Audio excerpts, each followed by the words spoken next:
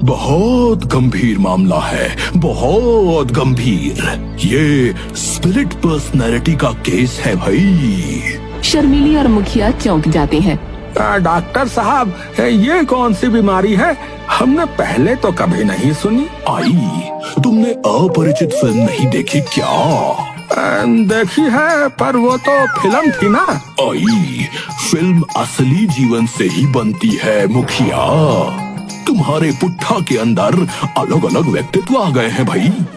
तभी ये कभी अंग्रेज बन जाता है, कभी पंजाबी और कभी बिहारी।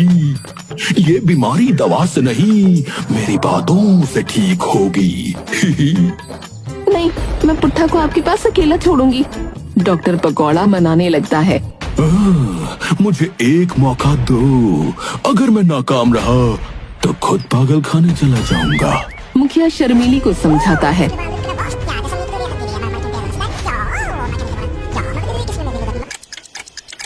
कुछ देर बाद डॉक्टर बात शुरू करता है। तो पुट्ठा जी बताओ, आजकल किसके रोल में हो?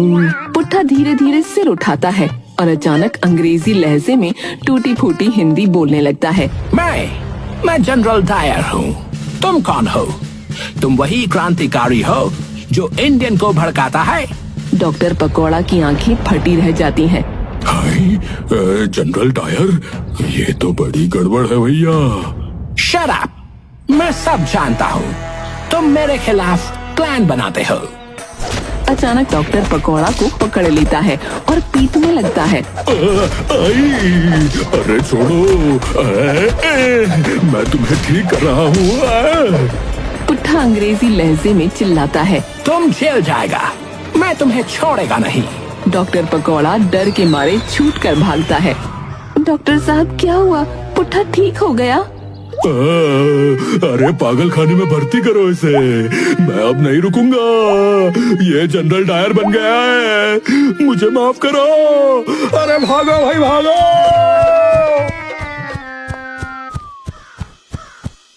शर्मीली और मुखिया एक दूसरे को देखकर हैरानी में पड़ जाते हैं।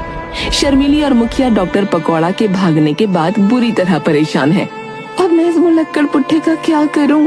पहले तो सिर्फ भूलने की बीमारी थी, अब तो ये अलग अलग भाषाएं भी बोलने लगा है। तभी एक साधु झोली लिए वहां आ जाता है।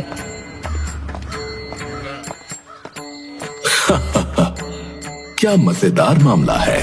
मुखिया चौंक कर साधु की तरफ देखता है। अरे बाबा जी, आपको हंसी क्यों आ रही है? यहाँ हमारी जिंदगी तबाह हो रही है और आप मजे ले रहे हैं। अरे कैसे साधु हैं आप?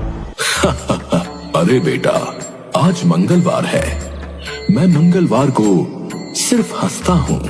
हंसी ही तो जीवन का आनंद है। साधु महाराज, हंसना छोड़िए, कुछ ऐसा उपाय बताइए जिससे हमारे चेहरे पर भी हंसी आ जाए। साधु अचानक गंभीर हो जाता है। क्या हुआ, बताओ। शर्मीली पुट्ठा की सारी हरकतें और डॉक्टर पकौड़ा के भागने की बात बताती है। साधु आंखें बंद करके कुछ पल के लिए सोचता है, फिर अपनी झोली में से एक जड़ी बूटी निकालता है। ये लो, इसे अपने पति को खिला देना। इससे उसका दिमाग शांत हो जाएगा और वो 2-3 दिन गहरी नींद सोएगा। उसका दिमाग थक चुका है और उसे आराम की आवश्यकता है। जब वो सोकर उठेगा तो बिल्कुल ठीक हो जाएगा। मुखिया और शर्मीली साधु को आश्चर्य से देखते हैं। क्या सचमुच ये काम करेगा? विश्वास रखो बेटा, ये जड़ी बूटी चमत्कारी है।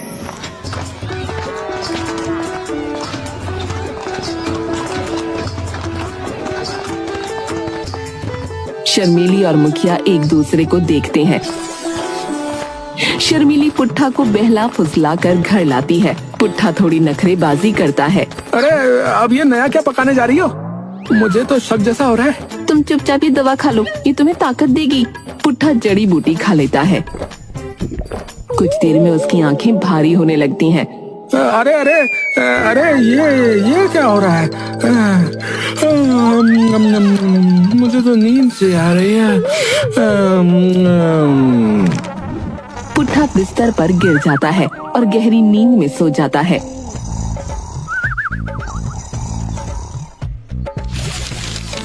3 दिन बाद पुट्ठा नींद से जागता है।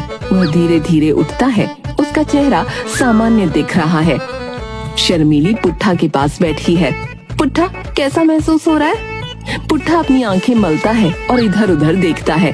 अरे ये मैं कहाँ हूँ और ये सब क्या हो रहा था? मुझे कुछ याद नहीं आ रहा। शर्मीली खुश हो जाती है और जोर से हंसने लगती है। पुट्ठा, तुम ठीक हो गए। अब तुम्हें भुलक्कड़पन की बीमारी नहीं है। पुट्ठा उसे हैरानी से देखता है। भुलक्कड़ी? मैं भूल जाता था। शर्मीली उसे गले लगाती है। पुट्ठा की हरकतें तो बंद हो गईं, लेकिन आगे पुट्ठा के कारनामे तो इसी तरह बने रहेंगे।